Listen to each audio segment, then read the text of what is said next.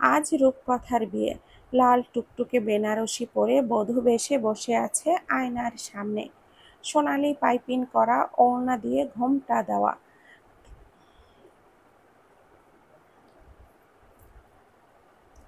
আজ রূপকথার বিয়ে। লাল টুকটুকে বেনারসি পরে বধূ বেশে বসে আছে আয়নার সামনে। সোনালি পাইপিং করা ওড়না দিয়ে ঘোমটা দেওয়া। চোখের ক্লান্ত চাহনি লুকিয়ে গিয়েছে তাতে। ঘর জুড়ে হইচই। তার মাঝে নিস্তব্ধ হয়ে বসে আছে রূপকথা।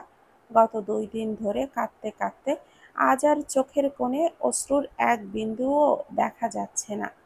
তার ঠোঁট অনবরত কাঁপছে, গলা শুকিয়ে আসছে। রূপকথার বিয়ে কার সঙ্গে হচ্ছে সেই বিষয়ে সে কিছুই জানে না, জানতেও চায় না সে। জেনেই বা কী হবে? বিয়ে তো আর আটকানো যাবে না। বিয়ের থেকে তার কোনো প্রত্যাশাও নেই, শুধু একটাই চিন্তা, তার জীবন যেমন বিয়ের আগে চলছিল, বিয়ের পরে যেন তার থেকে খারাপ না হয়ে যায়। রূপকথা চৌধুরী, বয়স 20 বছর, ইকোনমিক্স ডিপার্টমেন্টের সেকেন্ড ইয়ারের ছাত্রী। ছোটবেলা থেকেই সে মাতৃহারা। তার জন্মের 2 দিন পর তার মায়ের মৃত্যু ঘটে। রূপকথার মার হঠাৎ এমনভাবে চলে যাওয়া রূপকথার বাবা মিস্টার আরশাদ চৌধুরী কোনোভাবেই মেনে নিতে পারেননি। বইয়ের মৃত্যুর কারণ হিসাবে রূপকথাকেই মনে করতে শুরু করলেন তিনি। মায়ের অসময়ে চলে যাওয়া, বাবার মুখ ফিরিয়ে নেওয়া, সবকিছু মিলিয়ে রূপকথা বড় হতে শুরু করে। শুরু থেকেই বাবা আরশাদ চৌধুরীর অবহেলায় রূপকথা অভ্যস্ত হয়ে যায়। রূপকথার যখন মাত্র 5 বছর বয়স, তখন বাবা আশরাফ চৌধুরীর জীবনে অন্য একজন নারীর আগমন ঘটে। তিনি সিদ্ধান্ত নেন সেই নারীটিকে আপন করে নেওয়ার। অতঃপর নতুন বিয়ে হলো আশরাফ চৌধুরীর। অন্যান্যদের মতো রূপকথাও খুব খুশি ছিল নতুন মাকে পেয়ে।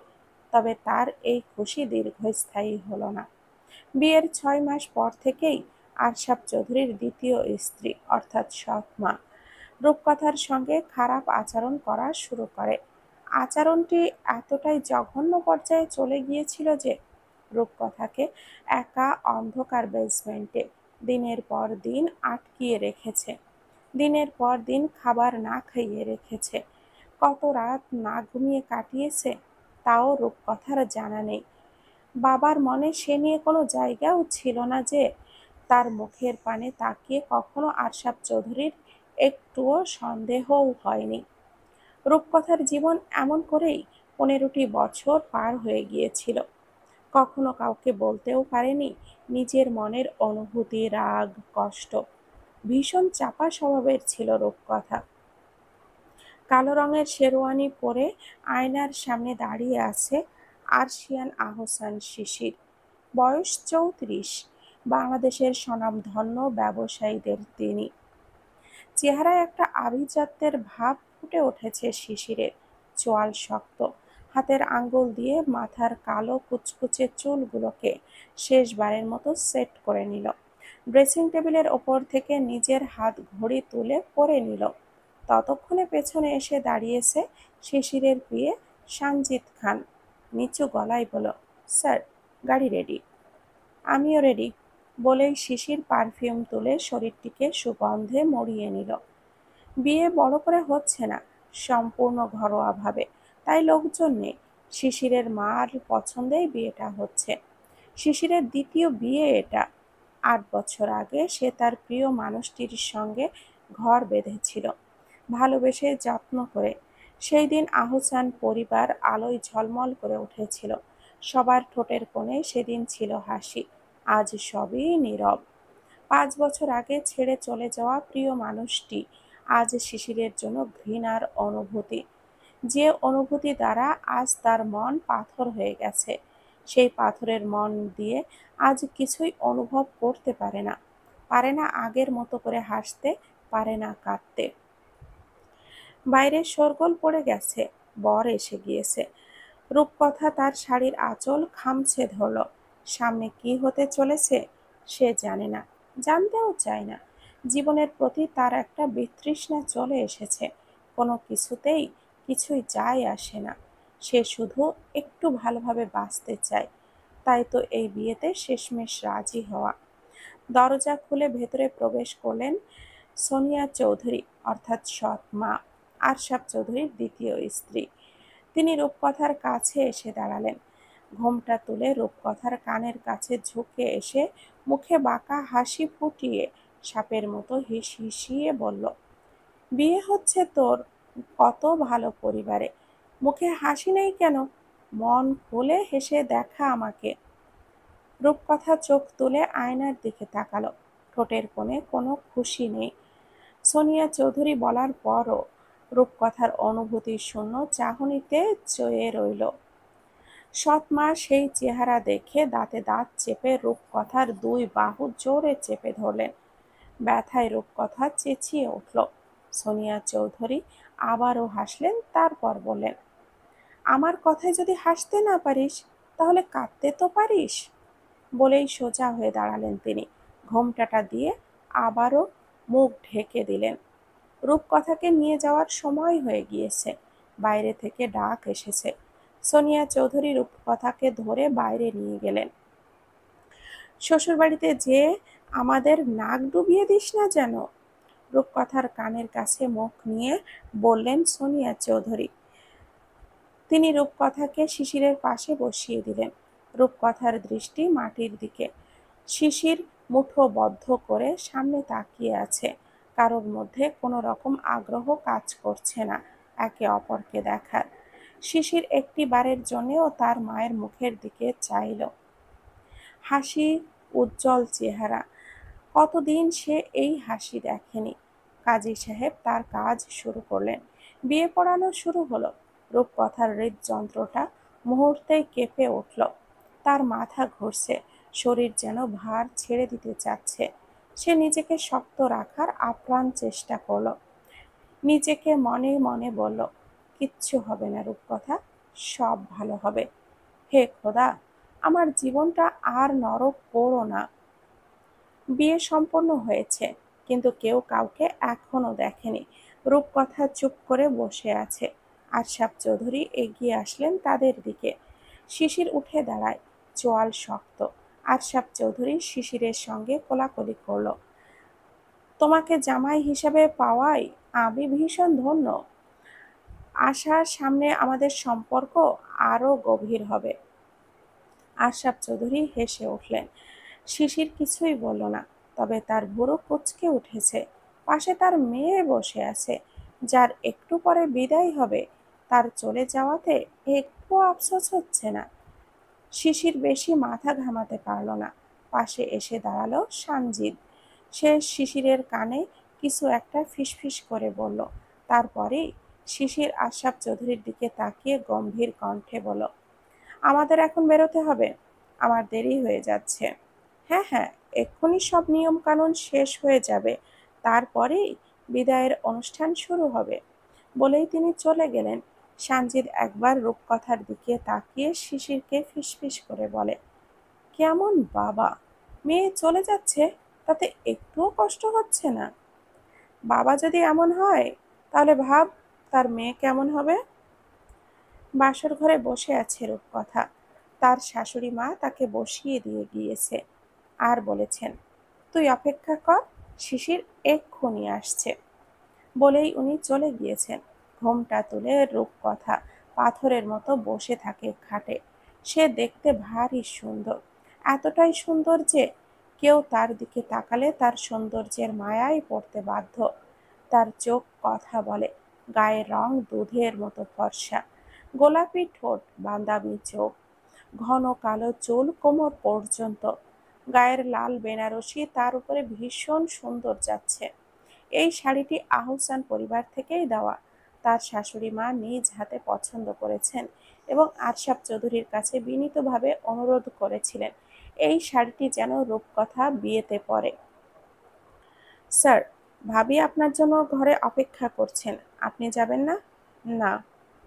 শিশির গম্ভীরভাবে নিজের ইজি চেয়ারে বসে বলল, এটি তার ওয়ার্ক রুম। রুমে আলো বলতে শুধু টেবিলে জ্বলতে থাকা হলুদ বাতিটি। সানজিদ ঘরের এক কোণে দাঁড়িয়ে আছে, তার মুখ থমথমে। শিশির উঠে দাঁড়িয়ে বলে, বিয়েটা মানি না, তাহলে ওই ঘরে যাওয়ার মানেই হয় না। তুই যাবি? শিশিরের কথা শেষ হতেই দরজার কাছ থেকে একটা গলা ভেসে আসলো। শারমিন আহসানের গলা। শিশিরের মা। শিশির মায়ের দিকে তাকালো। শারমিন আহসান এগিয়ে আসে ছেলের দিকে। কড়া কণ্ঠে বললেন, তুই যাবি? তুই ওকে বিয়ে করেছিস, ও তোর বউ। স্বামীর ভালোবাসা পাওয়া ওর অধিকার। বিয়েটা আমার ইচ্ছেতে হয়নি মা, তুমি জানো খুব ভালো করে। শিশির দাঁতে দাঁত চেপে কথাটি বলল। হ্যাঁ জানি, আর আমি এটাও জানি ওই দিন যদি রূপকথা না থাকতো তাহলে তুই আজকে আর আমাকে মা বলে ডাকতে পারতিস না। শারমিন আহসানের কথায় শিশিরের বুকটা ভারী হয়ে যায়। সে মায়ের দিক থেকে চোখ সরিয়ে নেয়।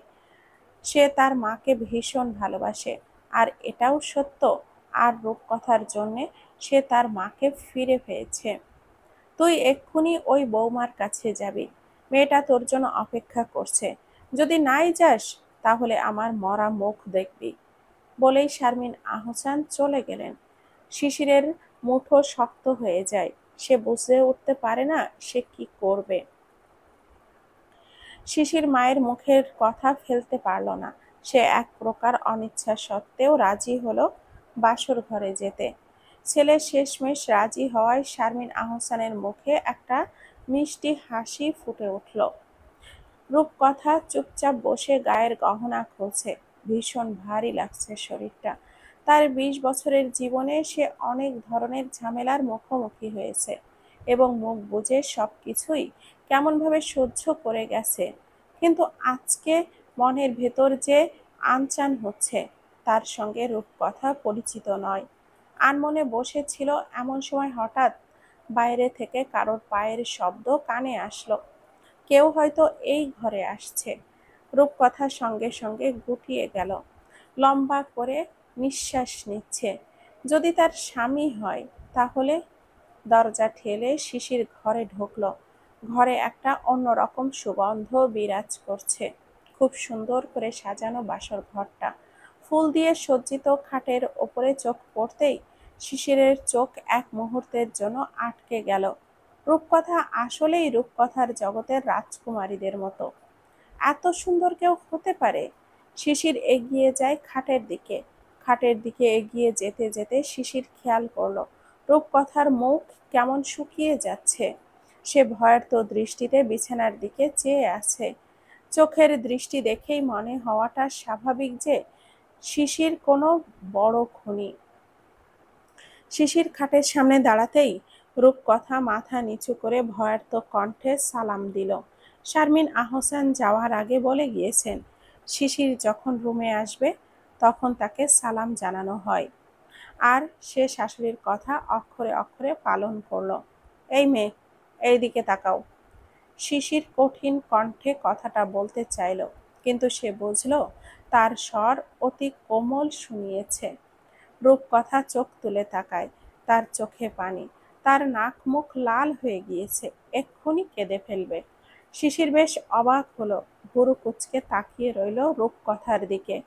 রূপকথার চোখ দিয়ে পানি পড়তেই সে বেশ শিশির ভ্যাবাচাকা খেয়ে বলল, তুমি কাঁদছো কেন? আমি তো এখনো কিছু বলিনি। বিদায়ের সময় কাঁদলে না, এখন কাঁদছো কেন?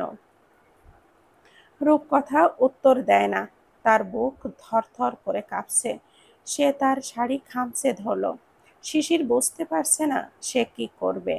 রাগ দেখাতে এসেও সে কোনোভাবেই একটা ধমক দিতে পারছে না। শিশির নিজেই অবাক হচ্ছে। এখানে এই পরিস্থিতিতে অন্য কেউ থাকলে এতক্ষণে দু গালে হয়তো থাপ্পড় পড়ে যেত, কিন্তু রূপকথার ক্ষেত্রে তার কিছুই করতে পারল না শিশির। আশরাফ চৌধুরী ইজি চেয়ারে চোখটা বন্ধ করে বসে আছে এবং দুলছেন। ঘরে অন্ধকার। বুকটা তার আজ খালি খালি লাগছে। কোনো কিছুতেই যেন মন বসতে চাচ্ছে না তার। হঠাৎ ঘরের লাইটটা অন হয়ে যায়। লাইটের রোশনি বদ্ধ চোখে এসে পড়তেই চোখ মুখ কুঁচকে ওঠে আশরাফ চৌধুরীর। তিনি চোখ খুলে দরজার দিকে তাকায়। সোনিয়া চৌধুরী দাঁড়িয়ে আছেন চোখ ছোট ছোট করে। বরং চোখ খুলতেই বললেন, কি গো, মেয়ের কথা অনেক মনে পড়ছে? খোঁচা মেরে বললেন সোনিয়া চৌধুরী। আশরাফ চৌধুরী তা ভালো করেই বুঝতে পেরেছেন। তিনি সোজা হয়ে বসলেন। বউয়ের দিকে ক্লান্ত কণ্ঠে বলেন, কথা আমার একমাত্র মেয়ে। ওকে সারা জীবন যতই নিজের কাছ থেকে সরিয়ে রাখি না কেন, ওর কথা আমি কখনো ভুলতে পারি না। সোনিয়া চৌধুরী কথাগুলো শুনে তিরস্কার ভঙ্গিতে হাসলেন। বউয়ের এমনভাবে হাসার মানে আরশাদ চৌধুরী ভালো করেই বোঝেন। তিনি বেশি কিছু বললেন না, আবারও চোখটা বন্ধ করে ইজি চেয়ারে গা হেলিয়ে দিল। সোনিয়া চৌধুরী সেই দিকে তাকিয়ে দাঁতে দাঁত চেপে মনে মনে ভাবলেন, যত সব আদিক্ষেতা, মেয়ের জন্য জীবনে কিছু করলেন না, এখন এসেছে মেয়ের প্রতি নিজের ভালোবাসা বোঝাতে। এই মেয়ে, কাঁদছো কেন? শিশির আবারও জিজ্ঞেস করল। রূপকথা চোখ তুলে তাকালো। এই প্রথম সে শিশিরকে চোখে দেখল। সুদর্শন পুরুষ, দীর্ঘ কাঁধ বিশিষ্ট, লম্বা মেদহীন শরীর, তাতে জড়িয়ে থাকা কালো শেরওয়ানি বেশ মানাচ্ছে। রূপকথা কাঁপা কাঁপা কণ্ঠে বলল, আমার নাম রূপকথা। শিশিরের চোয়াল শক্ত হয়ে গেল। একটু আগে ফ্যাঁস করে কাঁদতে থাকা মেয়েটা এখন মুখে মুখে কথা বলছে। আমি তোমার নাম জিজ্ঞেস করেছি মিস রূপকথা, তুমি কাঁদছো কেন সেটা জিজ্ঞেস করেছি। জানি না, আপনার পায়ের শব্দ শুনে আমার ভয় করছিল, তাই কান্না চলে এসেছে। রূপকথার উত্তর শুনে শিশির থ হয়ে গেল। শিশির কি বলবে তা ভেবেই পারল না। কিছুক্ষণ একে অপরের দিকে চেয়ে থেকে শিশির খাটের ওপরে গিয়ে বসে পড়ে। মনে মনে ভাবে, একটা গেছে আর একটা তুফান কপালে জুটেছে। সারা রাত দুজনে জেগে কাটিয়েছে। রূপকথা খাটের এক কোণে সেটে বসেছিল, তো শিশির ব্যালকনিতে রাত কাটিয়েছে।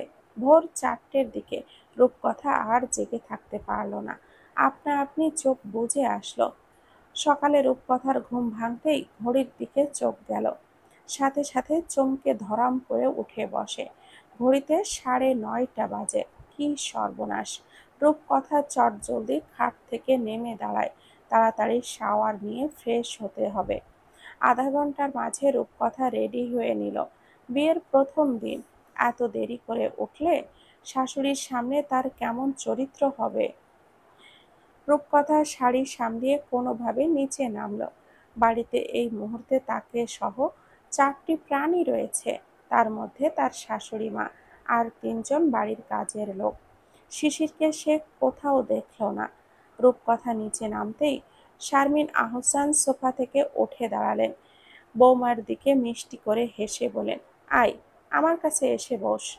শারমিন আহসান ভীষণ খুশি অমায়িক মানুষ। তাকে দেখলে যেমন সমীহা জাগে, তেমনি তার মধ্যে দিয়ে একটা আভিজাত্যের ঠিকরে বেরিয়ে আসে।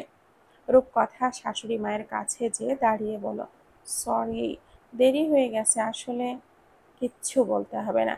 আমি বুঝি বিয়ের পর মেয়েরা একটু ক্লান্ত থাকে, আর এইটা তোর বাড়ি, যতক্ষণ খুশি ঘুমাবি। রূপকথা এক দৃষ্টিতে শাশুড়ির দিকে তাকিয়ে রইল। মায়ের যত্ন ও ভালোবাসা তাহলে একেই বলে? কত মিষ্টি করে কথা বলছেন শারমিন আহসান। রূপকথার সাথে তো তার নিজের বাবারও কখনো ভালোভাবে কথা বলেনি। আর তার মুখ দেখলেই কেমন করতেন আশরাফ চৌধুরী। তখন রূপকথার মনে হতো নিজেকে শেষ করে দেওয়ার।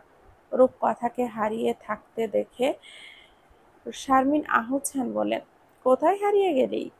রূপকথা চমকে ওঠে, শাশুড়ি মায়ের দিকে তাকালো, মুখে হাসি ফুটিয়ে বলল, কোথাও না তো, চল ব্রেকফাস্ট করবি, তোর জন্য আমি অপেক্ষা করছিলাম।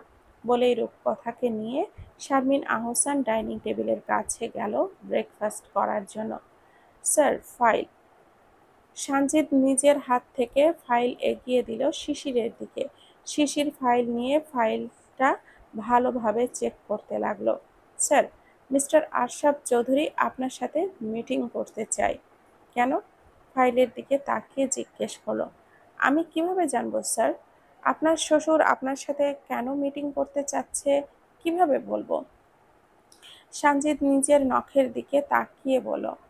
শিশির হাতের ফাইলটা টেবিলের ওপরে আছড়ে ফেলে দাঁতে দাঁত চেপে বলল, দিনকে দিন তোর সাহস অনেক বেড়ে যাচ্ছে সানজিদ। কার সঙ্গে সারাক্ষণ দেখ থাকি দেখতে হবে না? সানজিদ কথা বলে দৌড় মারল কেবিন থেকে। শিশির দীর্ঘশ্বাস ছাড়ে, চেয়ারের সঙ্গে মাথা হেলিয়ে দিয়ে বলে, সব নমুনাগুলো আমার কপালেই জোটে। সারা রাত ঘুম না হওয়া, সকাল থেকে শিশির মাথা ভীষণ আকারে ধরেছে। আর মাথা ব্যথার চক্করে সকাল থেকে খালি পেটে ৪ কাপ কফি খাওয়া হয়ে গেছে। তার হাতের কফিটা ৫তম। শিশিরের চোখ লাল হয়ে রয়েছে, রাগ হচ্ছে তার। শিশিরের ঘুম ঠিকঠাক না হলে মাথা গরম হয়ে ওঠে, যার অর্থ তার সারাদিন বাজে রকমের হবে বাজে। শিশিরের হাতের কফির কাপ টেবিলে রেখে তার বস চেয়ারে গা হেলিয়ে দিল। অমন সময় কেবিনে ঢুকলো সানজিদ। সানজিদের হাতে ফোন। সে এগিয়ে আসলো কেবিনের কাছে। শিশিরকে ভালোভাবে লক্ষ্য করে ফোনটা কানে ধরে গলার স্বর একদম খাদে নামিয়ে ফিসফিস করে বলে উঠল, স্যার তো ঘুমাচ্ছেন ম্যাম।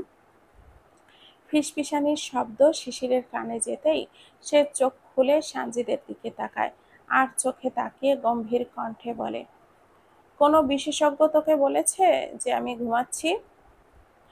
শিশির হঠাৎ কথা বলায় সানজিদ চমকে উঠল। সানজিদ ভূত দেখার মতো চমকে উঠে দাঁত কেটলিয়ে বলে, সরি স্যার, ম্যাডাম ফোন করেছেন, এই নেন। বলেই হাতের ফোনটা শিশিরের দিকে এগিয়ে দেয়। শিশির তার হাত থেকে ফোনটা নিতেই সানজিদ বেরিয়ে যায় রুম থেকে। শিশির ফোনের দিকে তাকিয়ে দেখল মা বলে সেভ করা নাম। সে কানে ধরতেই শারমিন আহসান বললেন, বাবু তুই জানিস কি হয়েছে? মায়ের চিন্তিত কণ্ঠস্বর শুনে শিশিরের পিলে চমকে ওঠে। সে চেয়ার ছেড়ে উঠে দাঁড়িয়ে মাকে বলল, মা তুমি ঠিক আছো তো? আমি আসবো? ডাক্তার আঙ্কেলকে কল করেছো? আরে গাধা, আমার কিছু হয়নি। তোর মা এখন আরো ২০ বছর বাঁচবে। নিজের নাতি নাতনির মুখটা এবার দেখেই যাব। কলের ওপার পাশ থেকে শারমিন আহসানের কথা শুনে শিশির দাঁতে দাঁত চেপে দাঁড়িয়ে রইল। হাতের তালু রাগে বন্ধ হয়ে আসলো। লম্বা শ্বাস নিয়ে নিজেকে শান্ত করে শিশির বলে, তাহলে কি হয়েছে? আর বলিস না, আজকে বৌমার সাথে ব্রেকফাস্ট করতে বসেছি। আমি তো খাচ্ছি, মেয়েটা খাবারের ২-৩ দানা নিয়ে বলে তার খাওয়া হয়ে গেছে। মুরগির থেকেও কম খাবার খায়?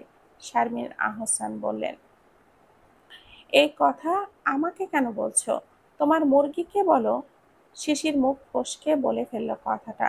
শারমিন আহসান কড়া কণ্ঠে বললেন কথাটা। কি বললি?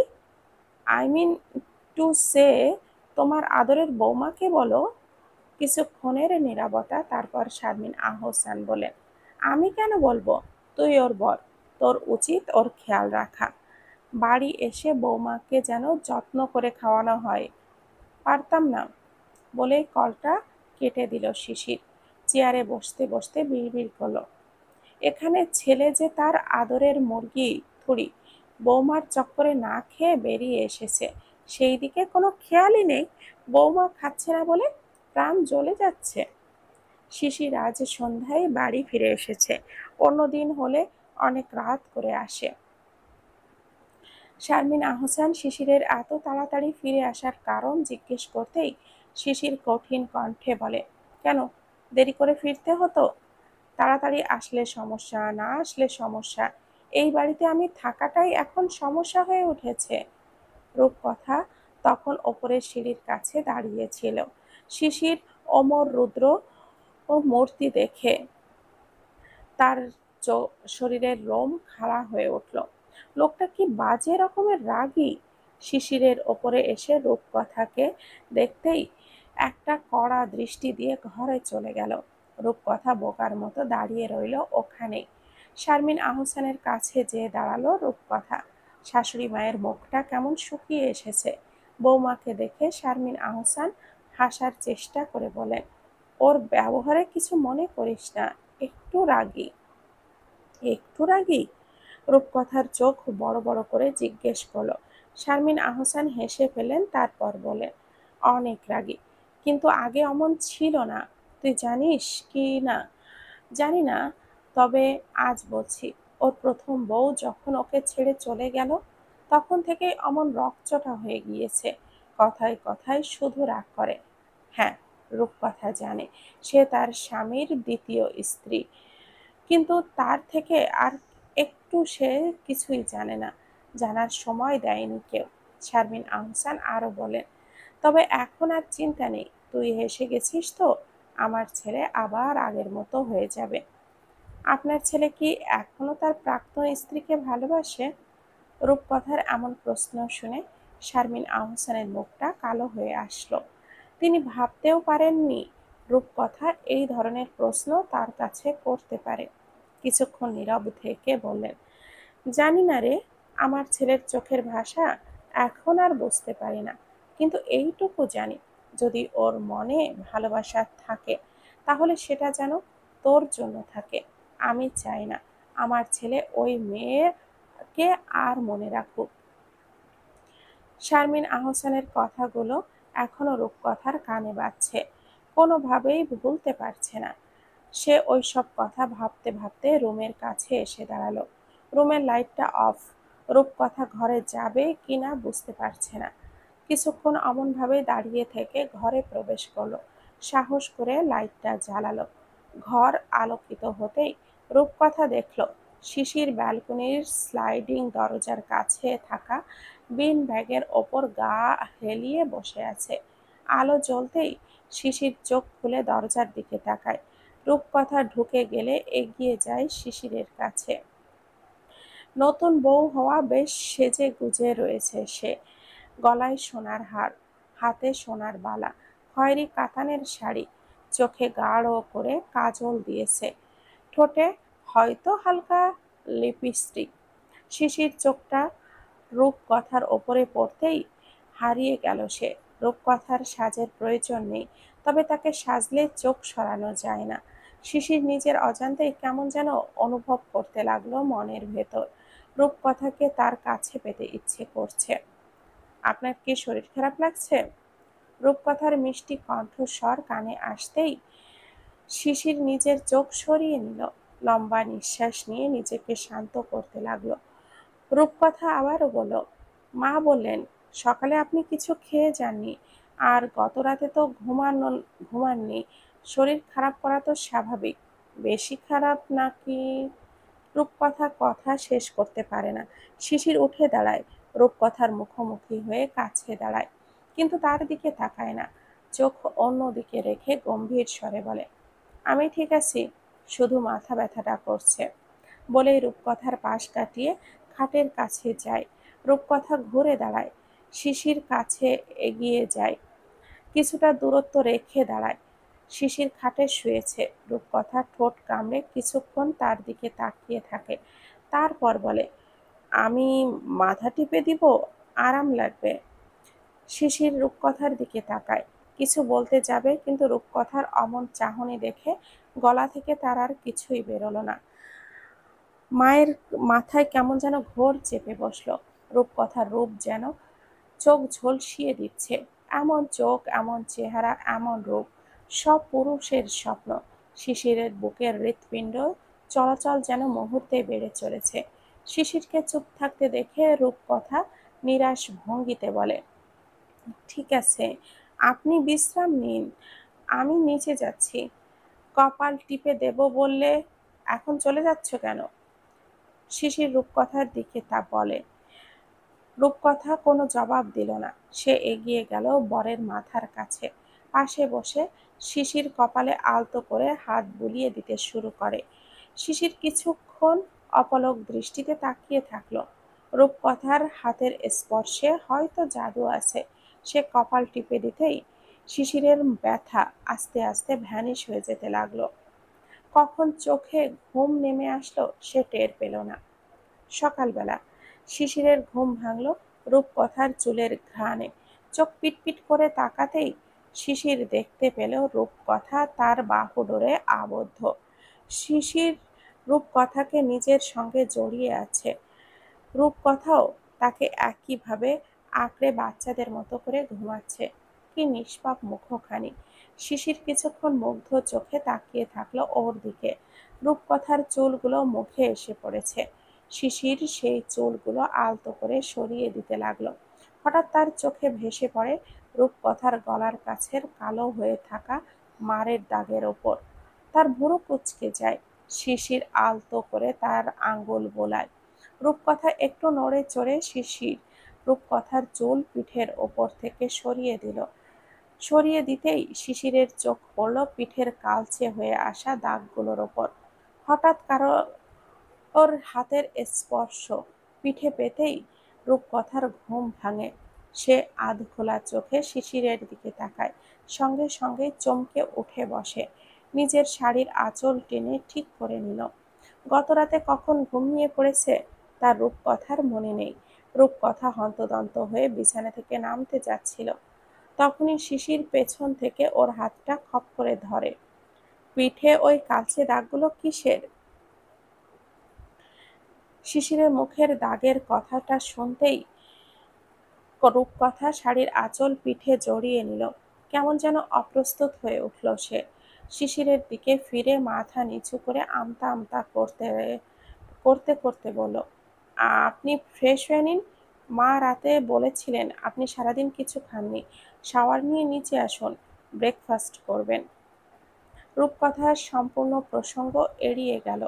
সে মাথা নিচু করে তাড়াতাড়ি ঘর থেকে বের হয়ে যাবে, তার আগেই শিশির বিছানা থেকে নেমে পেছন থেকে ওর হাতটা ধরে রূপকথা নিজেকে সামলাতে না পেরে শিশিরের সঙ্গে সঙ্গে ধাক্কা খায়। শিশিরের দিকে পিটপিট করে তাকিয়ে চোখ নামিয়ে নিল। শিশির ওর হাতটা ছেড়ে দেয়। না বলতে চাইলে বলতে হবে না, কোনো জোর নেই, but you can believe me বলেই শিশির ওয়াশরুমের দিকে চলে গেল।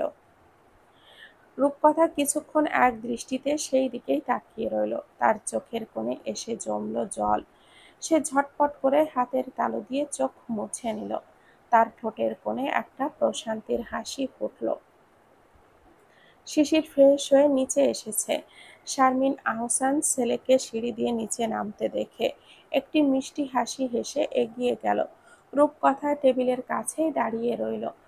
শিশির মায়ের সামনে দাঁড়াতেই সালাম দিল। শারমিন আহসান ছেলের মাথায় হাত বুলিয়ে দিল।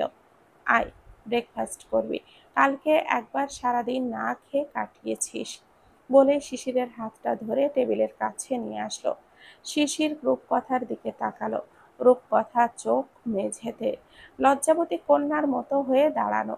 শিশির চেয়ারে বসলো। রূপকথা শারমিন আহসানের দিকে তাকিয়ে বলল, মা, আমি একটু আসছি ফ্রেশ হয়ে। শারমিন আহসান মাথা নাড়ালো। রূপকথা ওপরে চলে গেল। শিশির তার যাওয়ার দিকে চেয়ে রইল, চোখ তার রূপকথার পিঠের ওপর। রূপকথার চুলগুলো ছেড়ে দেওয়া, তাই পিঠের দাগগুলো দেখা যাচ্ছে না। শিশিরকে হারিয়ে যেতে দেখে শারমিন আহসান বলে, কিরে, কি দেখছিস? কিছু না মা, বলেই সোজা হয়ে বসলো। আজ রূপকথার ভার্সিটি রয়েছে, তবে সে যাবে কিনা বুঝতে পারছে না।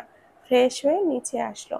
তার মুখ কালো থাকতে দেখে শারমিন আহসান রূপকথার গালে হাত বুলিয়ে দিয়ে বলল, কি হয়েছে মা? কিছু না মা, আসলে আজ ভার্সিটি রয়েছে। বিয়ের জন্য প্রায় 1 সপ্তাহ ক্লাস করিনি। আজ যাব কিনা বুঝতে পারছি না। এ মা, বিয়ের জন্য ক্লাস মিস দিয়েছিস? পড়াশোনা আগে। তুই অবশ্যই আজ যাবি। রেডি হয়ে নে, ব্রেকফাস্ট করে নে, ড্রাইভার তোকে ভার্সিটিতে দিয়ে আসবে। শারমিন আহসান মিষ্টি করে রূপকথার মাথায় হাত রেখে বলল। রূপকথা মাথা নাড়ায়। তার বুকের ভেতরটা কেমন করছে। এত ভালোবাসা, এত যত্ন সে কখনো পায়নি। তার মনের মধ্যে হঠাৎ ভয় প্রকাশ করল। সে মনে মনে ভাবল, আমার কপালে কি এত সুখ জুটবে? আমি যে অপয়া, কোথাও আমার সাথে ভালো হয় না। আল্লাহ, তুমি দেখো। আজ সকাল থেকে সানজিদ শিশিরকে খুব ভালো করে লক্ষ্য করছে। মাথা থেকে পা পর্যন্ত আজ সানজিদের জন্য তার বসের মধ্যে নতুন নতুন লাগছে। শিশির গম্ভীর মুখে আজ সকাল থেকে একটি তৃপ্তিময় হাসি ফুটে রেখেছে। কোনো কিছুতেই মন দিচ্ছে না সে, কোথায় হারিয়ে যাচ্ছে বারবার। সানজিদ ভুরু জোড়া উঁচু করে টেবিলের দিকে খানিকটা এগিয়ে যেয়ে বলল, ভাবির জাদু চলছে তাহলে? সানজিদের কথাটা কানে যেতেই শিশির আর চোখে ওর দিকে তাকালো। ভুরু কুঁচকে জিজ্ঞেস করলো, মানে? না মানে সকাল থেকে আপনি কোথাও হারিয়ে যাচ্ছেন, হাসছেন, তাই বললাম আর কি। তোর ভাবি বড্ড সুন্দর। আর কিছুক্ষণ চুপ থেকে শিশির বলতে, তোর ভাবি প্রত্যেকটা পুরুষের স্বপ্নের রাজরানী। এত সুন্দর হলে মানুষ চোখ ফিরায় কিভাবে? ম্যামের চয়েস আছে বলতে হবে। শিশিরের মুখে হালকা হাসি ফোটে। সে চুপ করে তাকিয়ে থাকে কেবিনের ব্যালকনির দিকে। খোলা আকাশ, তাতে রোদ ঝলমল করছে, পাখিরা উড়ে বেড়াচ্ছে। হঠাৎ শিশিরের ফোনটা বেজে ওঠে। শিশির সোজা হয়ে ফোনটা তোলে। Unknown number. সে ভুরু কুঁচকে কলটা রিসিভ করে। হ্যালো, শুনলাম বিয়ে করেছো? কলের অপর প্রান্তে থেকে ভেসে এলো কণ্ঠস্বর শিশিরের চিরচেনা। সে চেয়েও ভুলতে পারবে না এই কণ্ঠস্বর। শিশিরের চোয়াল শক্ত হয়ে ওঠে। করেছি, তাতে তোমার কি? আমার কি? আমি শুধু তোমাকে কংগ্রাচুলেশন করার জন্যই ফোন করেছি। সামনের জীবন খুব সুন্দর কাটুক তোমার। খুব সাবলীল কণ্ঠে উত্তর দিল মেয়েটি। শিশির লম্বা করে শ্বাস ছাড়ল, তারপর বলল, জানো তো, কিছু মানুষের অন্যের সুখ সহ্য হয় না। তুমিও সেই মানুষগুলোর মধ্যে পড়ো। অপর প্রান্ত থেকে খিলখিল করে উঠল মেয়েটি। তারপর শান্ত কণ্ঠে বলে, তুমি আমাকে সবসময় ভুল বুঝলে শিশির। শিশির আর একটা কথাও শুনল না, কলটা কেটে দিল। হাতের ফোনটা ছুঁড়ে মারল মেঝেতে। সানজিদ পুরো বিষয়টি বুঝতে পারল। সে ঝটপট শিশিরের পাশে এসে দাঁড়ালো। স্যার, শান্ত হন। ওই মেয়ের গলা শুনেছি আমি। কিভাবে শান্ত থাকবো? শিশির মুখ লাল হয়ে উঠেছে। ঘাড়ের শিরা উপশিরা সব দৃশ্যমান। হাতের মুঠো শক্ত হয়ে গেছে, চোখ লাল। সানজিদ ফোনে অফিসের পিয়নকে কল করে বলল, স্যারের জন্য একটা ঠান্ডা শরবত পাঠিয়ে দেন কেবিনে। শিশির চেয়ারে ঘাড় এলিয়ে দেয়, চোখ বন্ধ করে কিছুক্ষণ চুপ থাকে। নিজেকে শান্ত করে সানজিদের উদ্দেশ্যে বলে, 5 বছর আগে আমার জীবনে যে কালো অধ্যায় এসেছিল, সেই কালো অধ্যায় আমি এখনো কাটিয়ে উঠতে পারিনি। যখন নতুন করে একটু চেষ্টা করছি, তখনই আমার জীবন নষ্ট করতে উঠে পড়ে লেগেছে। স্যার, আপনি বিন্দু মাত্র চিন্তা করবেন না। আপনার নতুন জীবন কোনো ধরনের সমস্যা হবে না। রূপকথাকে ড্রাইভার ভার্সিটিতে ড্রপ করে দিয়েছে। প্রায় 1 সপ্তাহ পর সে ভার্সিটিতে এসেছে। কেমন যেন লাগছে। শেষবার যখন সে এসেছিল, তখন সে ছিল রূপকথা চৌধুরী। আজ যখন ভার্সিটিতে এসেছে, তখন সে রূপকথা আরশিয়ান আহসান হয়ে উঠেছে। ক্লাসরুমে প্রবেশ করতেই সবাই একবার তার দিকে তাকালো। ভার্সিটিতে কেউ এখনো জানে না তার বিয়ে হয়ে গেছে। তার প্রাণপ্রিয় বান্ধবীটাও পর্যন্ত এইসব থেকে অবগত নয়। রূপকথা সবার দৃষ্টি এড়িয়ে চিত্রার কাছে যেয়ে বসল। চিত্রা তাকে দেখেনি এমন ভান করে সামনে তাকিয়ে রইল। রূপকথা পাশে বসে বলল, আমার পরে রাগ করে আছিস? মোটেও না। আমি তোর কে যে আমি তোর উপরে রাগ করে থাকবো? চিত্রা মুখ ফুলিয়ে বলল। রূপকথা মুখ টিপে হাসলো, ওর কাঁধে মাথা দিয়ে বলল, আমার বিয়ে হয়ে গেছে রে। কি? লাফিয়ে উঠল চিত্রা। তার চেঁচানোর শব্দে সবাই তাদের দিকে একবার তাকালো। রূপকথা ইশারা করে ওকে শান্ত হতে বলল। চিত্রা রূপকথার 2 বাহু ঝাঁকিয়ে বলল, তুই বল যে একটু আগে আমার সাথে তুই মজা করলি। রূপকথা ডানে বামে মাথা নাড়ায়। চিত্রার যেন কোনোভাবেই বিশ্বাস হলো না। রূপকথার বিয়ের কথা, সেটা রূপকথার মুখ টিপে ধরে বলে, বরকে? কার সাথে বিয়ে হয়েছে? সব খুলে বল। এই জন্যই তুই 1 সপ্তাহ ধরে ভার্সিটিতে আসছিলি না? হুম, তোর প্রশ্নের উত্তর পরে দেব। এখন আমাকে ক্লাস করতে দে, সামনে পরীক্ষা। কিন্তু চিত্রা তার কথা শেষ করতে পারে না, তার আগেই ক্লাসরুমে প্রবেশ করেন একজন মহিলা। নীল রঙের কুর্তি পরা, চুলগুলো ছেড়ে দেওয়া, হাতে ওয়াচ, সাথে একটা ল্যাপটপ। ইনি রূপকথার ডিপার্টমেন্টের টিচার, ইরা আহমেদ। বয়স 30 কি 32-এর মধ্যে। রূপকথার ভীষণ প্রিয় একজন শিক্ষিকা, খুব ভালো ব্যবহার। রূপকথার প্রতি ইরারও যত্ন একটু বেশি। সে সবসময় রূপকথাকে নিজের মেয়ের মতো ভালোবেসেছে।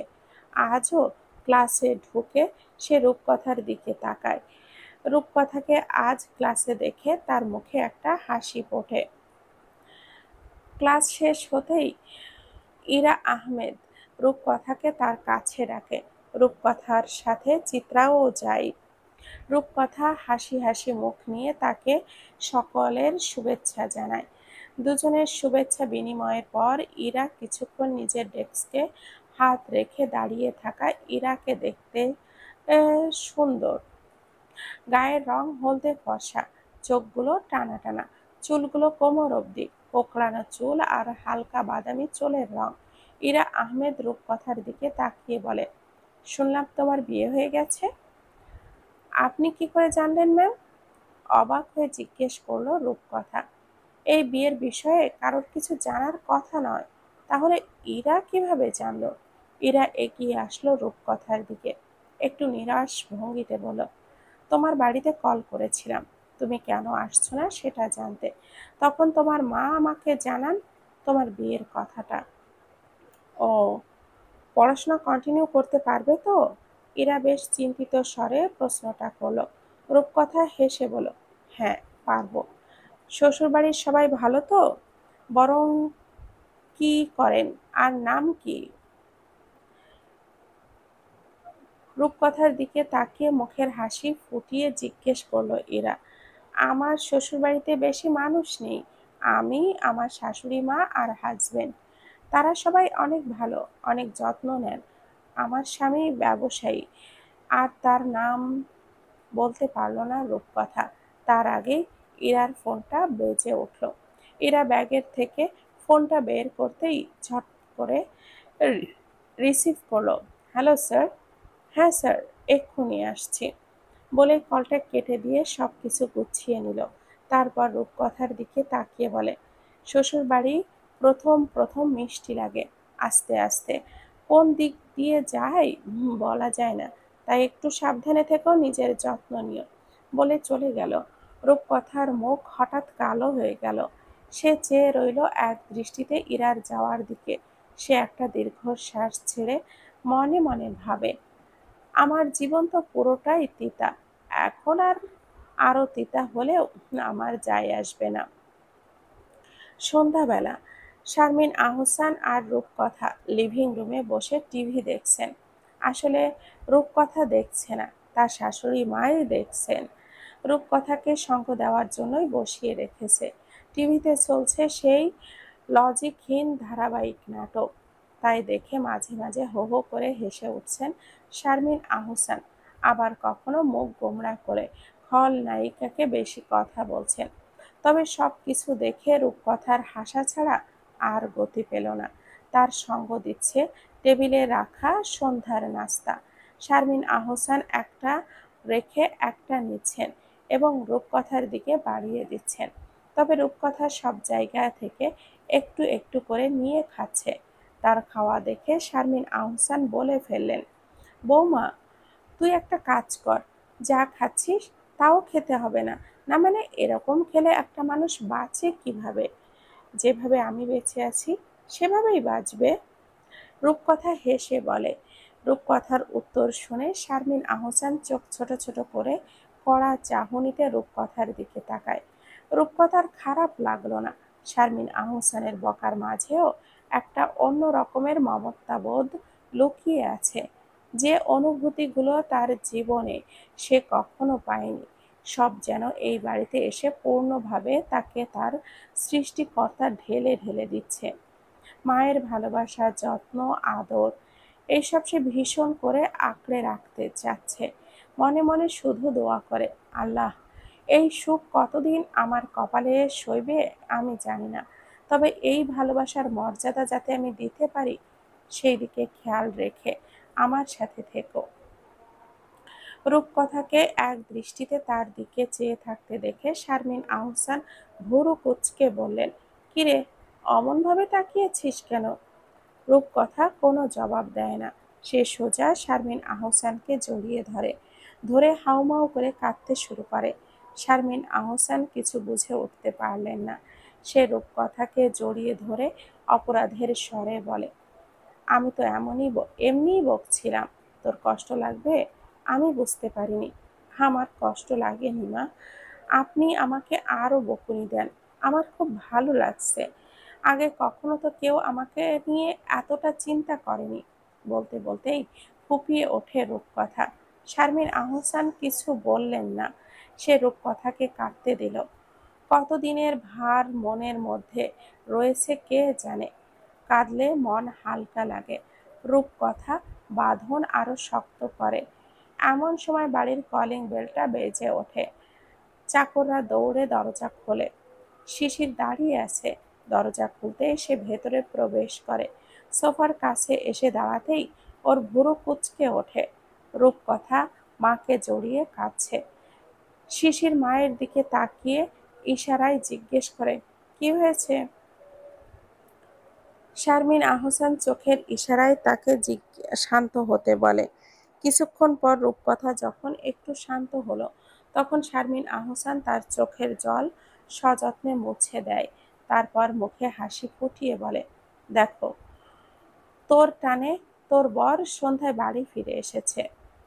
শাশুড়ি মায়ের কথায় সে শিশিরের দিকে তাকালো। এতক্ষণ সে জানতো শিশির বাড়ি চলে এসেছে এবং তাকে আবারও বিনা কারণে কাঁদতে দেখেছে। রূপকথার মুখ লাল হয়ে আসছে। শিশির মায়ের কথায় অপ্রস্তুত বোধ করে বলে, মোটেও না মা, অফিসে কাজের লোড কম, তাই চলে এসেছি সকাল সকাল। সব বুঝি আমি, আমাকে বলদ ভেবো না। শিশির কোনো প্রতিবাদ করল না। কিসের প্রতিবাদ? তার মা তো একটু হলেও তার তাড়াতাড়ি ফেরার কারণটা ধরে ফেলেছে। সত্যি তো, সে আগে এত তাড়াতাড়ি কখনো আসেনি অফিস থেকে, 5 বছর আগের সময়ও না। শিশির মুখ হালকা লাল হয়ে গেল। সে রূপকথার দিকে তাকায়। রূপকথা লাজুক ভঙ্গিতে মাথা নিচু করে রয়েছে। বেচারি ভীষণ লজ্জা পাচ্ছে। এখন শুধু তাড়াতাড়ি নাতি নাতনির মুখ দেখিয়ে দিলেই শান্তি মতো মরতে পারি। রূপকথার চোখ বড় বড় করে চায়। তার মুখ যাও লাল হওয়া বাকি ছিল, এখন তাও বাকি রইল না। লজ্জায় তার কান গরম হয়ে উঠল, গলা শুকিয়ে এসেছে। সে উঠে দাঁড়ালো, শিশিরের দিকে একবার চেয়ে লাজুক স্বরে বলে, আমি একটু ওপরে উঠে থেকে আসছি। বলেই স্থান ত্যাগ করে। রূপকথা চলে যেতে শিশির মায়ের কাছে যেয়ে বসে।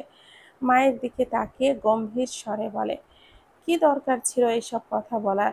বাচ্চা একটা মেয়ে, ওর জন্য কত ভারী প্রভাব ফেলবে? কোনো ভারী প্রভাব ফেলবে না। প্রত্যেকটা মেয়ের জন্য মা হওয়া একটা স্বপ্ন। শারমিন আহসান কথাটা বলে অন্যদিকে তাকায়। শিশিরের মুখের লালচে আভা হঠাৎই হাওয়া হয়ে গেল। তার চাহনি এখন ভীষণ শীতল। সে মায়ের দিকে চেয়ে বলে, সব মেয়েদের জন্য মা হওয়া স্বপ্ন না, কিছু কিছু মানুষের জন্য মা হওয়া বোঝা হতে পারে। তুমি সেটা ভালো করেই জানো মা।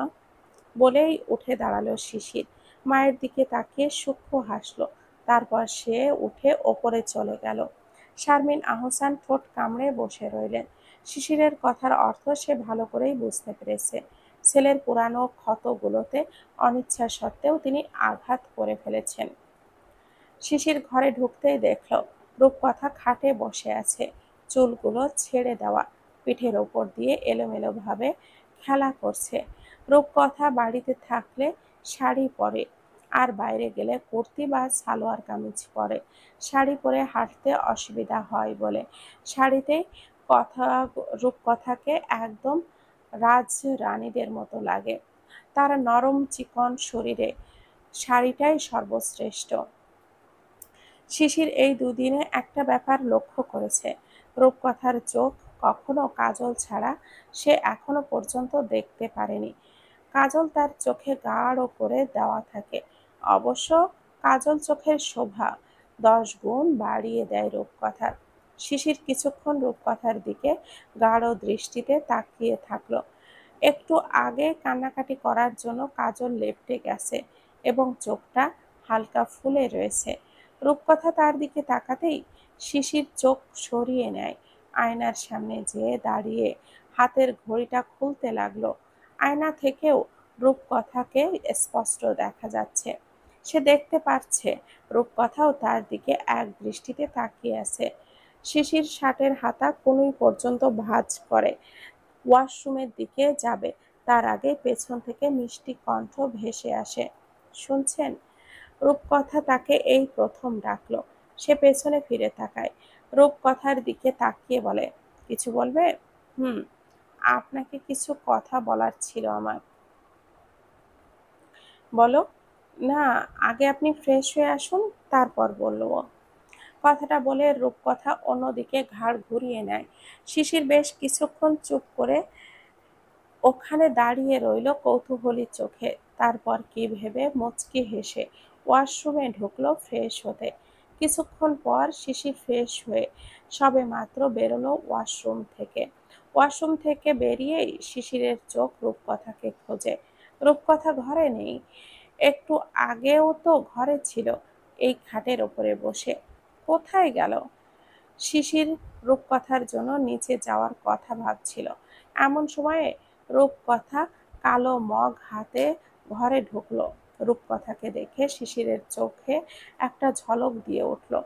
রূপকথা এগিয়ে যায় শিশিরের দিকে, হাতের কাপটা এগিয়ে দিয়ে বলে, আপনার জন্য কফি, মা পাঠালেন। শিশির রূপকথার হাত থেকে কফির মগটা তুলে নেয়। তাতে এক চুমুক দিতেই তার ভুরু জোড়া উঁচু হয়ে যায়। সে আর চোখে রূপকথার দিকে তাকিয়ে বলে, কফিটা কে বানিয়েছে? মায়ের হাতের কফি এটা না। রূপকথা ওপর নিচ মাথা নাড়ায়। শিশিরের দিকে ভয়ার্ত দৃষ্টিতে তাকিয়ে জিজ্ঞেস করে, আমি বানিয়েছি। কেন, ভালো হয়নি? শিশির মুচকি হাসে। কফিতে আরেক চুমুক দিয়ে বিন ব্যাগের ওপরে যেয়ে বসে। রূপকথার ভেতরের আনসান ক্রমেই বাড়তে থাকলো। শিশির রূপকথার দিকে তাকিয়ে বলে, লিকারটা একটু কম হয়েছে, আর চিনি আমি খাই না। এই দুইটা জিনিস বাদ দিলে কফির টেস্টটা মারাত্মক। রূপকথার সঙ্গে সঙ্গে জিহ্বায় কামড় বসায়। তার শাশুড়িমা তাকে বারণ করেছিল রান্নাঘরে ঢুকতে, তাও সে বেশি বুঝে নিজের থেকে কফিটা তৈরি করতে গিয়েছিল। কিন্তু রূপকথা একটা জিনিস বুঝতে পারল না, শিশির মারাত্মক বলার কারণটা কি ছিল। প্রশংসা করলো নাকি দুর্নাম? রূপকথার সাহস হলো না শিশিরকে জিজ্ঞেস করার। এমনিতেও যা বানিয়ে দিয়েছে সেটা যে মুখ বুজে খাচ্ছে তাই অনেক। শিশির তার সময় নিয়ে কফিটা শেষ করে। রূপকথা ততক্ষণে দাঁড়িয়েই রইল আর ওর দিকে চেয়ে। শিশির কফিটা শেষ করে কফির মগটা সাইডে রেখে রূপকথার দিকে তাকিয়ে জিজ্ঞেস করে, তুমি আমাকে কি বলবে যেন? রূপকথা সামনে এগিয়ে যায়। শিশিরের শান্ত শোভন চেহারার দিকে তাকিয়ে বুক ভরে নিঃশ্বাস নিয়ে বলতে আরম্ভ করে, আপনি বলছিলেন না আমি আপনাকে বিশ্বাস করতে পারি? হুম, পারো। সেই বিশ্বাস থেকেই এসবগুলো বলা আর কি। আমাকে ভুল ভাববেন না প্লিজ। আপনি আমার শরীরে থাকা কালচে দাগগুলোর সম্পর্কে জিজ্ঞেস করেছিলেন। হুম, করেছিলাম। তখন এড়িয়ে গিয়েছো প্রশ্নটা, তবে এখন তার উত্তর দিব। রূপকথা থামল। শিশির তার দিকে চেয়ে শীতল দৃষ্টিতে তাকিয়ে আছে। তার কোনো তাড়া নেই। রূপকথার আজ তাকে প্রয়োজন ছিল বলেই হয়তো বিধাতা তাকে এত তাড়াতাড়ি বাড়িতে পাঠিয়ে দিয়েছে। রূপকথা চোখ মাটিতে নামিয়ে বলতে শুরু করলো, এই দাগগুলো আমার মায়ের দেওয়া। উনি আমাকে মারতেন। পিঠের যে দাগের কথা আপনি বলছিলেন সেগুলো আসলে বিয়ের দুদিন আগে লাঠি দিয়ে মারার দাগ। বিয়েতে রাজি হচ্ছিলাম না বলে মেরেছিলেন। শিশিরের হাতের মুঠো শক্ত হয়ে গেল, চোয়াল টান টান, তবে তার চোখ শান্ত হলো। রূপকথার দিকে তাকিয়ে আছে। রূপকথা আর চোখে একবার চাইল। শিশিরের মুখের কোনো ভাবান্তর না দেখে সে বুঝতে পারল না তার সামনের ব্যক্তিটির মনে কি চলছে। রূপকথা চুপ করে থাকে। শিশির উঠে দাঁড়ায়, এগিয়ে আসে রূপকথার দিকে, নরম স্বরে জিজ্ঞেস করে, আর তোমার বাবা? বাবা কখনো আমার সাথে কথা বলেনি। আমার নিজের মায়ের মৃত্যু আমার জন্মের পরই হয়। বাবা মায়ের চলে যাওয়ার কারণ হিসাবে আমাকে দেখেন। তাই আমার সাথে বাড়ি কি হতো না হতো তার কিছুই উনি জানেন না। রূপকথার চোখে জল চলে এসেছে। শিশির সেই দিকে লক্ষ্য করল। চোখের কোণ দিয়ে জল গড়িয়ে পড়ল। শিশির লম্বা করে শ্বাস নিল। শিশির তার বাম হাতের তর্জনীর সাথে রূপকথার থুতনি লাগিয়ে রূপকথা মুখ উঁচু করে তালু দিয়ে জল মুছে দেয়। শিশিরের ছোঁয়ায় রূপকথার কেমন যেন কাতর হয়ে উঠেছে। শিশির রূপকথার দিকে ধীরে ধীরে ঝুঁকে পড়ে হাসিকি টোনে বলে, আমার জন্য তোমার চোখের জন্য অনেক দামি। চোখের জল আপন মানুষের জন্য, যারা তোমার জন্য কখনোই ভাবেনি, যারা তোমাকে আঘাতের ওপরে আঘাত করেছে, তাদের জন্য মূল্যবান জিনিস নষ্ট করার অনুমতি আমি দিচ্ছি না। রূপকথা শিশিরের কোনো কথাই শুনছে কিনা বুঝতে পারল না। রূপকথা শিশিরের দিকে মোহিত চোখে তাকিয়ে আছে।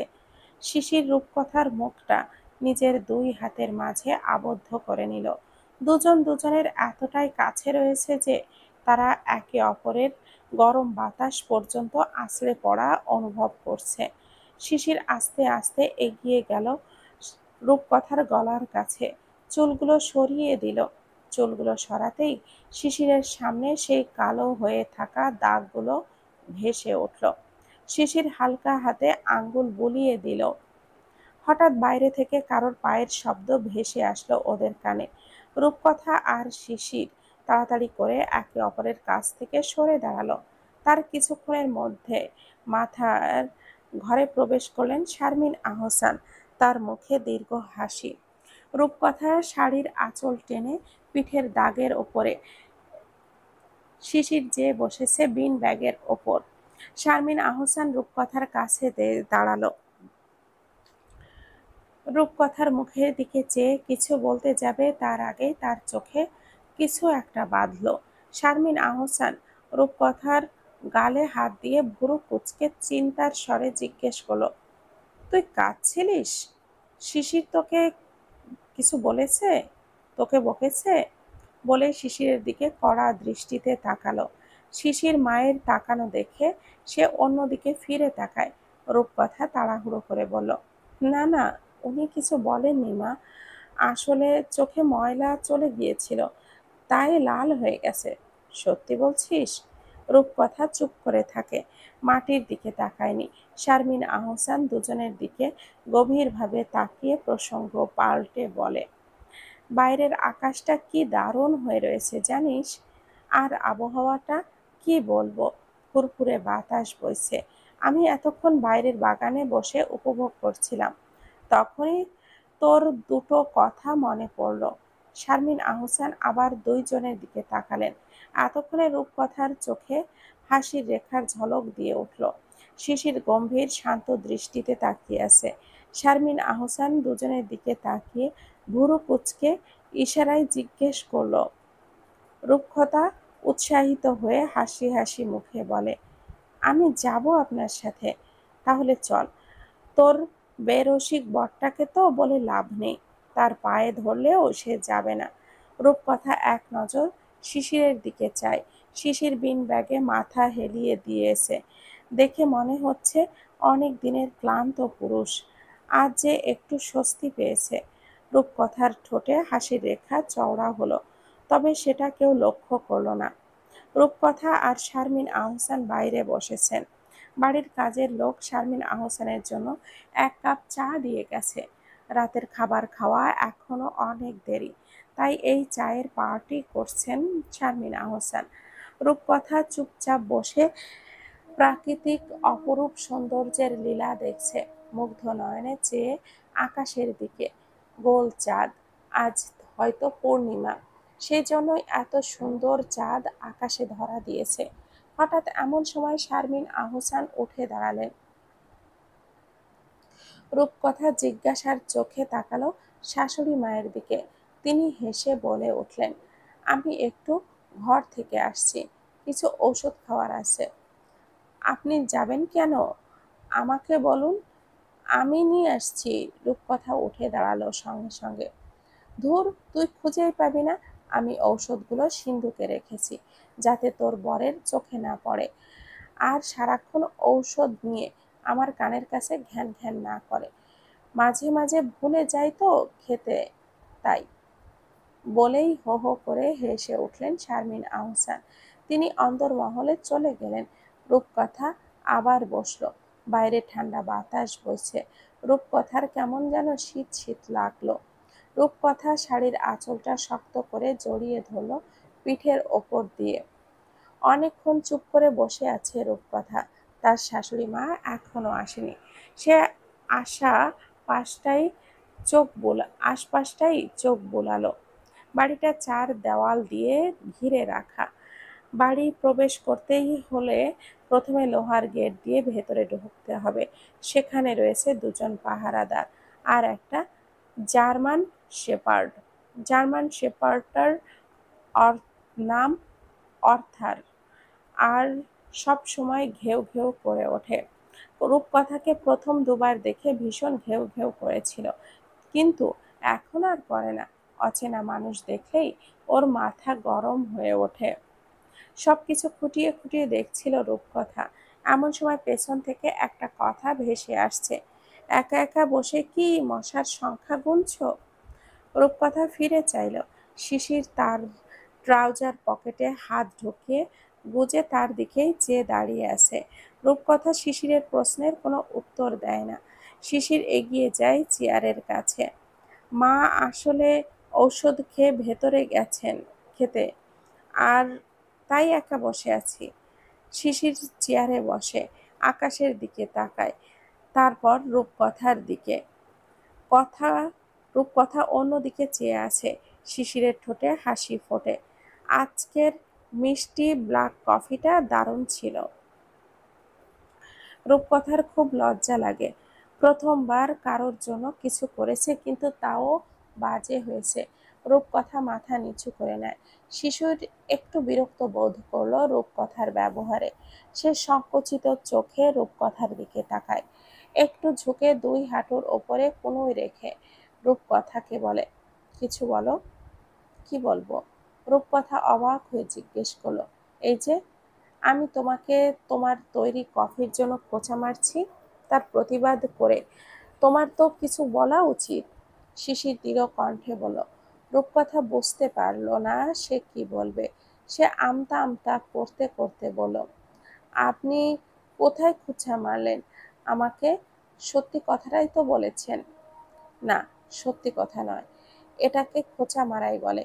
কফির টপিক আমরা রুমে শেষ করে ফেলেছিলাম, সেখানে দাঁড়িয়ে সেই জিনিস নিয়ে তোমাকে আমি আবারও কথা শোনাচ্ছি, সেটা মোটেও ঠিক না।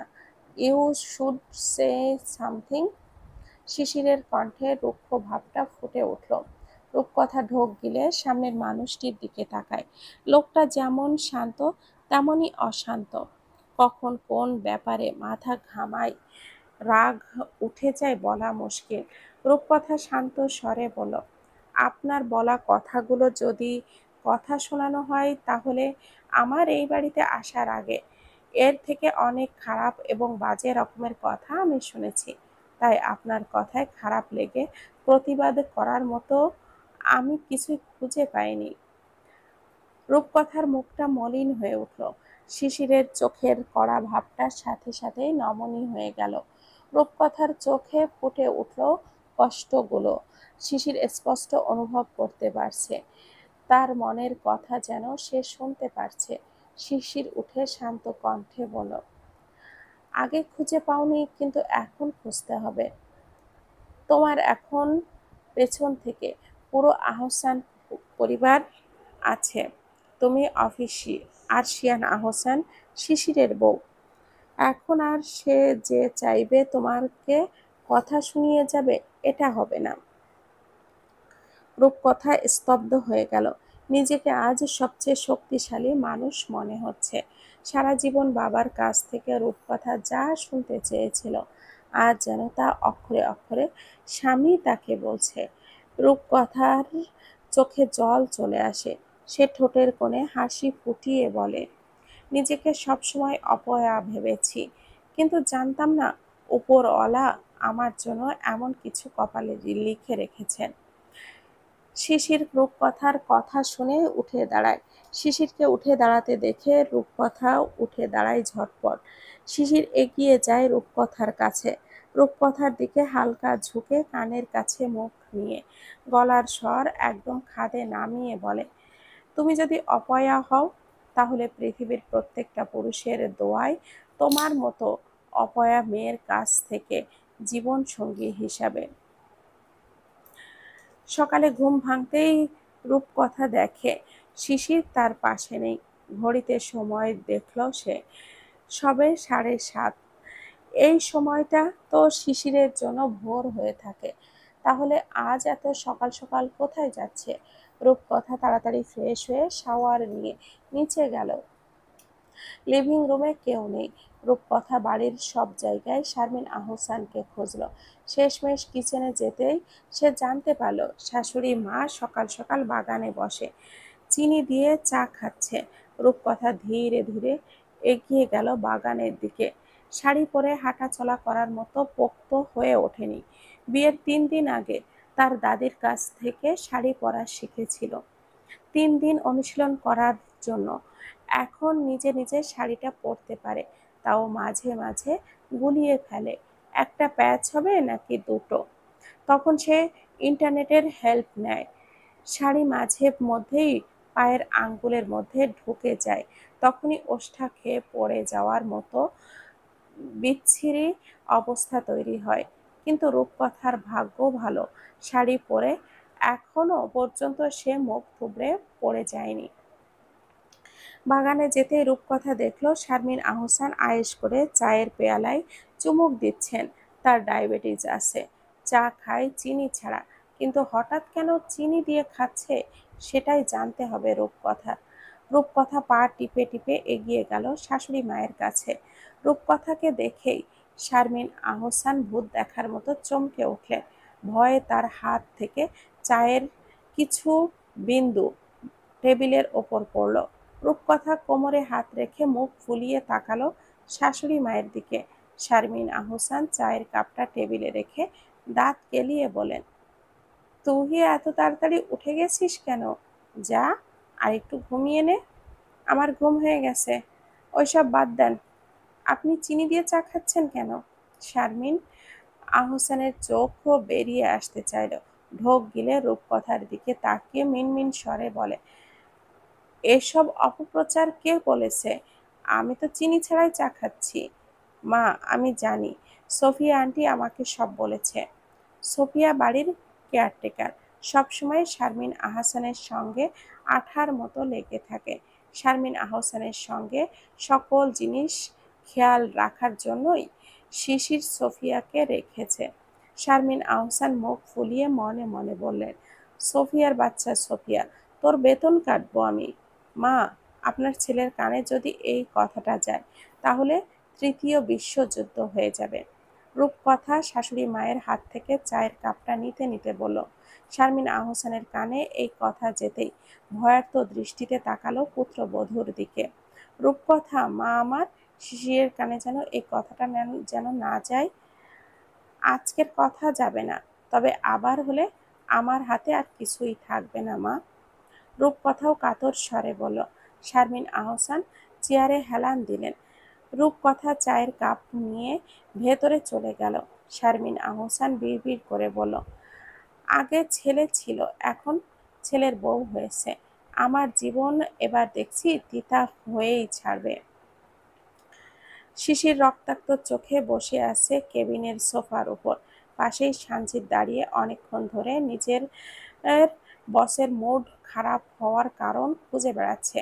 কোনো কিছুই জিজ্ঞেস করার সাহস হচ্ছে না তার। এমন মুডে থাকলে সানজিদ জানে শিশির কতটা ভয়ঙ্কর থাকে। মিস্টার চৌধুরীর সঙ্গে আজকের দুপুরে মিটিং ফিক্সড করো। সানজিদ কেঁপে উঠল। বিশাল রুম, কোনো ধরনের শব্দ নেই। হিম শীতল পরিবেশে হঠাৎ শিশিরের কণ্ঠ বজ্রপাতের মতো লাগলো। সানজিদ হালকা ঝুঁকে বলল, মিস্টার চৌধুরী মানে আরশাদ চৌধুরী? শিশির প্রশ্নটা শুনে আর চোখে তাকায়। সানজিদ সোজা হয়ে দাঁড়িয়ে ট্যাবে ক্লিক করতে করতে বলতে লাগলো, জি, এক্ষুনি করছি। আর তার থেকে চৌধুরীদের সাথে যে সকল প্রজেক্ট একসঙ্গে কাজ করেছি বা করার কথা আছে সব এখনই ক্যান্সেল করবি। সানজিদ বেশ অবাক হলো, তবে মুখে কিছু প্রকাশ করলো না। এখন কোনো কথা বলা মানে বাঘের সামনে শিকার হয়ে নিজের ইচ্ছায় দাঁড়ানো। শিশিরের কথা মতো সানজিদ মাথা নাড়ালো। শিশির তার হাতের মুঠো শক্ত করে সামনের পেইন্টিংয়ের দিকে চেয়ে রইল। তার মাথায় অনেক কিছু চলছে। সানজিদ তা খুব ভালো করেই বুঝতে পারছে। সামনে কিছু একটা হতে চলেছে, তবে কি? রূপকথা ভার্সিটিতে এসেছে।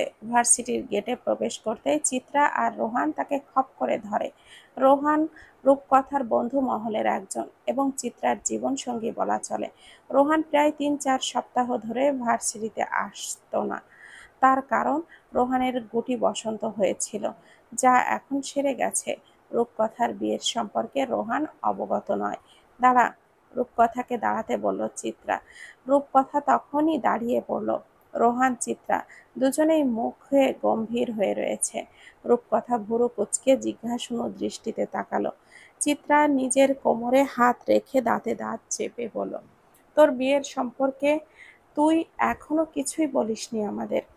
আমি একটু অসুস্থ কি ছিলাম, আর আমাকে ছাড়া বিয়ে করে নিয়েছিস? ধুর, বন্ধু মহলের একটারও বিয়ের বিরিয়ানি খাওয়া মিস হয়ে গেল।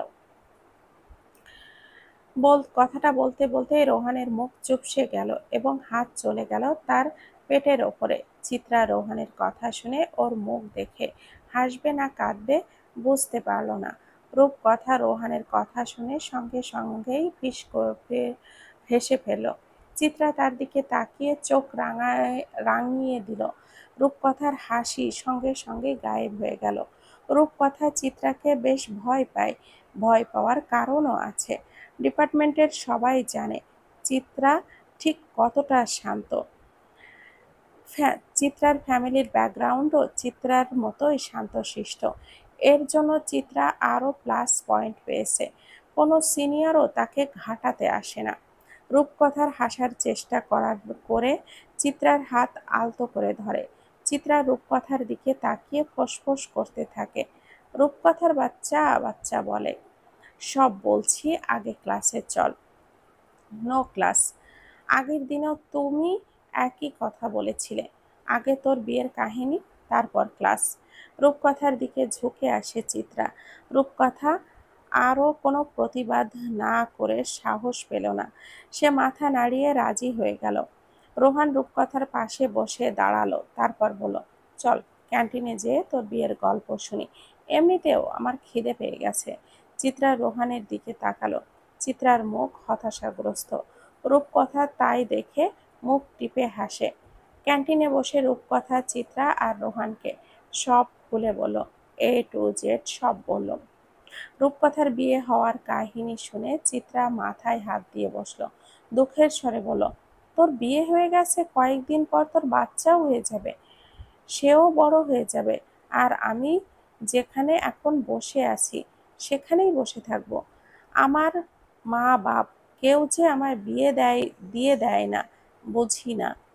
আর কত করে বললাম এই পড়াশোনা আমার দ্বারা হবে না, কে শোনে কার কথা?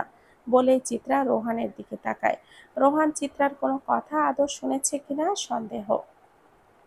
সে তার সম্পূর্ণ মন দিয়ে খাওয়াতে ব্যস্ত। রূপকথা আর চিত্রা প্রায় একসঙ্গে রোহানের দিকে তাকালো। রোহান ফ্রাইড রাইসের একটা মাংস পেয়েছে আর সেটাই আনন্দ করে খাচ্ছে। চিত্রা রাগে ফুঁসতে শুরু করে। রূপকথা চিত্রার মুখ দেখে তাড়াতাড়ি করে রোহানকে কনুই দিয়ে গুঁতা মারে। রোহান খাওয়া থামিয়ে রূপকথার দিকে তাকায়। রূপকথার চোখের ইশারায় চিত্রার দিকে তাকাতে বলল। রোহান চিত্রার দিকে তাকাতেই চমকে ওঠে। চিত্রার মুখ রাগে লাল হয়ে গেছে। রোহান ভয়ে বলল, কি হয়েছে? তুমি আমার দিকে এত রেগে কেন তাকিয়ে আছো? আমার মাথা হয়েছে। চিত্রা রাগে গজগজ করতে থাকে। উঠে উঠে চলে যায়। রোহান ভয়ে ঢোক গেলে। রূপকথার মুখ চুপসে আছে। অনেক অনেক প্যারা খেতে হবে রোহানের চিত্রার রাগ ভাঙাতে। Meeting room. শিশির আর আরশাদ চৌধুরী বসে আছেন। পুরো রুম নিস্তব্ধ। শিশিরের পেছনে দাঁড়িয়ে আছে পিএ সানজিদ আর আরশাদ চৌধুরী পেছনে দাঁড়িয়ে আছে তার পার্সোনাল সেক্রেটারি রোমা সৈকত। আরশাদ চৌধুরী এই রুমে আসার পর থেকেই হাঁসফাঁস করছেন। আজ সকালেই তিনি জানতে পেরেছেন আহসান ইন্ডাস্ট্রিজের সঙ্গে তাদের সকল প্রজেক্ট ক্যান্সেল করে দেওয়া হয়েছে এবং এর সঙ্গে বড় ধরনের একটা লোকসানও তাকে ভোগ করতে হচ্ছে। আহসান ইন্ডাস্ট্রি বাংলাদেশের অন্যতম একটি বিজনেস কোম্পানি। আহসান ইন্ডাস্ট্রিজের সঙ্গে মানুষ কাজ করতে চায়। সেই ইন্ডাস্ট্রি যদি কোনো কোম্পানির সঙ্গে তাদের চুক্তি করা সকল প্রজেক্ট ক্যান্সেল করে দেয়, তাহলে সেটা ওই কোম্পানির জন্য খুবই লোকসানজনক। আর তার নাম ছোট হওয়া, যা এখন আরশাদ চৌধুরীর কোম্পানি ভোগ করতে হচ্ছে। হঠাৎ এমন ডিসিশন নেওয়ার কারণ কি জানতে পারি? আমার কোম্পানি, আমার ইচ্ছা, আমি কাউকে কোনো কৈফিয়ত দিতে রাজি নই। শিশির তার কফির মগে চুমুক দিয়ে আরশাদ চৌধুরীর প্রশ্নের উত্তর দিল। আরশাদ চৌধুরী অবাক হয়ে বললেন। তিনি চেঁচিয়ে উঠে বলতে লাগলেন, কিন্তু বসে কথা বলুন। আমি আপনার মেয়ে নই, যার সঙ্গে গলা উঁচু করে যেমন ইচ্ছা কথা বলতে পারবেন। আরশাদ চৌধুরী উত্তেজিত হয়ে উঠে দাঁড়িয়েছিলেন। শিশিরের কথা শুনে তার ভুরু কুঁচকে ওঠে। তিনি বসে গলার স্বর নিচু নামিয়ে বললেন, আমার মেয়ে মানে? আমি মেয়ের সাথে কেমন ব্যবহার করেছি? সরি, আপনার মেয়ে তো আর এখন আপনার মেয়ে নেই। সে এখন রূপকথা আরশিয়ান আহসানের বউ, আমার বউ। আমার বউয়ের গায়ে যে সকল কালচে দাগ পড়েছে, আমার তো বর হিসেবে তার হিসেব নিতে হবে। আরশাদ চৌধুরী এই কিছুই বুঝে উঠতে পারলেন না।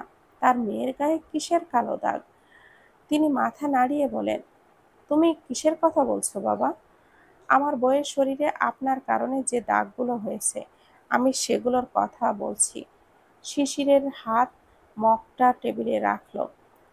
তারপর সানজিদের দিকে তাকিয়ে আদেশের কণ্ঠে বলল, গাড়ি বের করো, আমি বেরোবো। এই কথাটা আশরাফ চৌধুরীর কানে যেতেই তিনি বলে উঠলেন, আমাদের মিটিং?